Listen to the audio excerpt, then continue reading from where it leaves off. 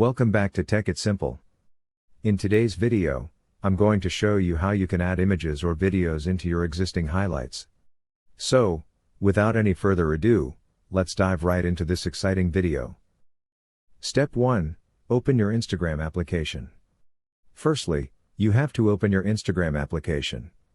After opening Instagram, just simply go to your profile by clicking on the profile button in the bottom right corner.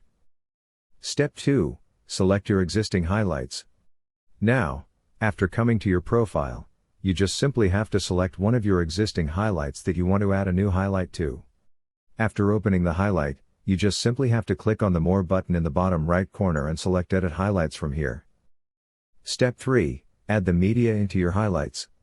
Now, after coming here, you just simply have to select the Stories option on your right side.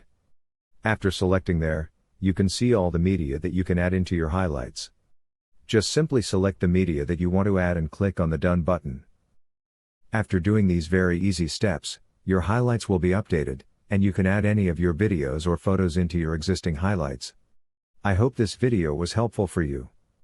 If yes, don't forget to like, share, and subscribe to the channel to never miss another update. Thank you for watching the video.